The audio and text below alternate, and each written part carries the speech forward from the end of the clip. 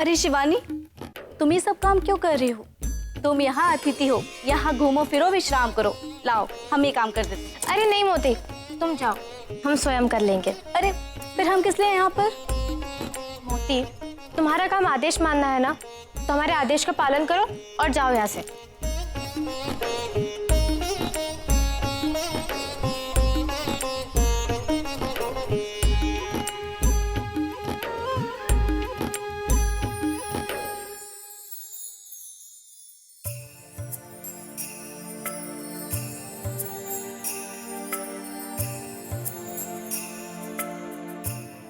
प्रिया शिवानी, हम दोनों एक दूसरे से प्रेम करते हैं, परंतु समाज की दीवार हमें कभी एक नहीं होने देगी, क्योंकि तुम एक राजकुमारी हो और मैं एक साधारण कारीगर। आमिर में हमारा संबंध हो पाना असंभव है, परंतु एक मार्ग मिल गया है। मैं कारीगरी के लिए मथुरा के एक मंदिर में जा रहा हूँ। तुम किसी तरह अपनी बहन के यहाँ आगरा आ जाओ। मथुरा से आगरा आकर मैं तुम्हें वहां से ले जाऊंगा और हम विवाह कर लेंगे। तुम्हारे बिना अब एक पल भी जीना कठिन है शिवानी। तुम्हारा तेजवन।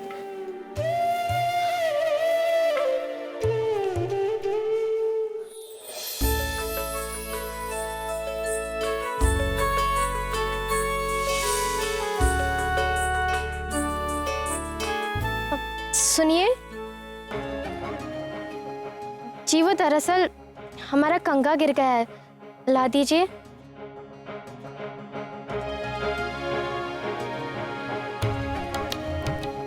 प्रणाम राजकुमारी जी, आप अपनी दासी को भेज दीजिए, मैं उन्हें दे दूंगा। तुम हमारी ओर क्यों नहीं देख रहे? मैं आपकी ओर ऊंची दृष्टि से देखूं, ये मेरे वश में नहीं है। क्यों नहीं?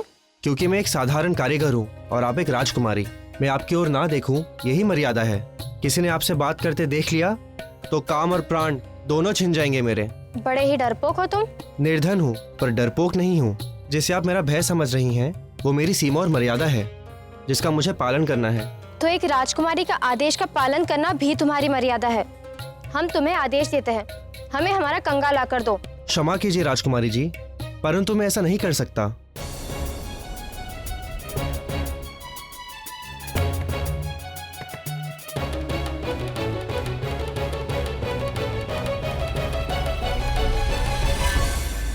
इतना साहस कैसे हुआ तुम्हारा कि राजकुमारी को मना कर सके? हे अम्बे माँ, कितना सुंदर है ये। क्षमा चाहता हूँ राजकुमारी जी कि आपको नीचे आना पड़ा।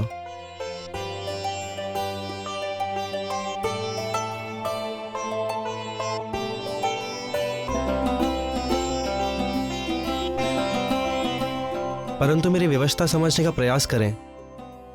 नाम क्या है तुम्हारा? तेजवंत।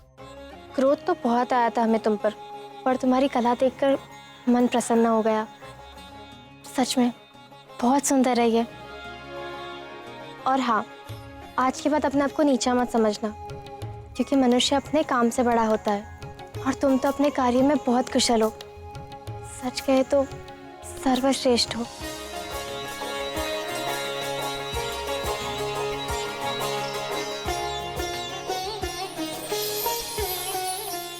वो पहली भेंट आज भी हमारे आंखों में समाई है तेज।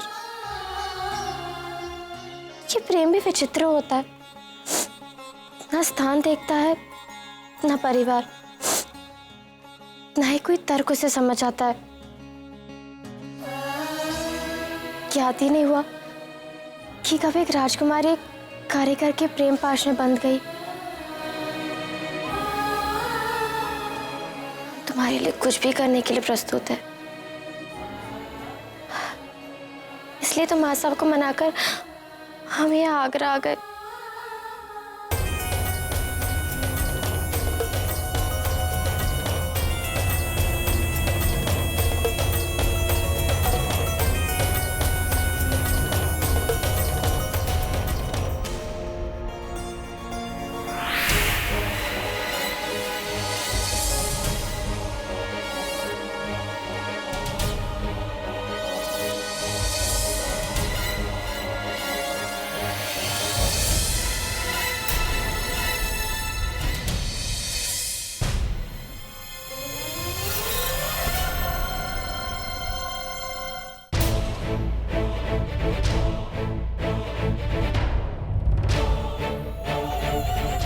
तुम्हारे अंदर इतना जहर कहाँ था कि बेनजीर को डसने की ताब ला सको?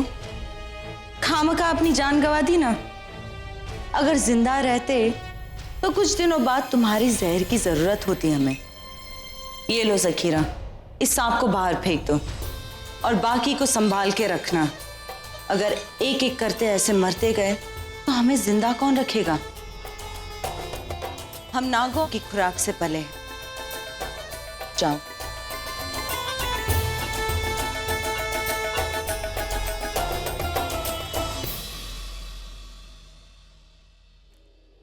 आदाब भाईजान।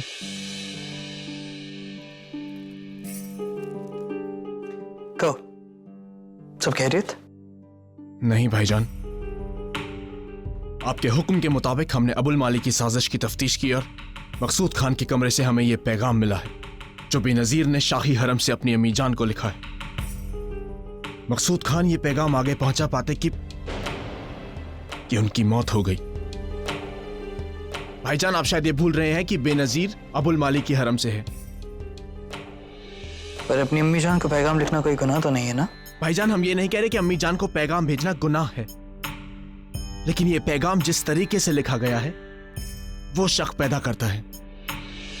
भाईजान, ये पैगाम अवधी जुबान में लिखा है। बेनजीर मुसलमान है और काबुल से आई है, तो फिर उसने उर्दू, फारसी या पश्तो जुबान में ये पैगाम क्यों नहीं लिखा? जरा एक बार इसे पढ़ कर सुनाना। का करूं मैं अम्मा जी, मन नहीं लागत जी, अनबन मो से काहे जी, भीतर बसी हो जब तुम, हुई क्यों मैं बेगानी जी, आप भुलानी काहे मोहे, नहीं हर छूटा क्यों अम्मा जी, हिरनी बन वन वन भटके, हैरान तेरी बेटी बावरी। तुमने तो बिना पढ़े ही ये सब बोल दिया। दरअसल भाईजान, ये लिखा ही कुछ इस तरीके से है कि 2-3 बार में जुबान पर चढ़ जाता है। अच्छा लगा ये देखकर कि तुम अभी से सियासी कामों में दिलचस्पी ले रहे हो। तुम्हारा शक जायज है मिर्जा कि बिना यकीन के हम कोई फैसला नहीं ले सकते हैं। ये पैगाम हमें दो, हम इस बारे में खुद बेनजीर से तफ्तीश कर लेंगे। जी भाईजान, आदाब।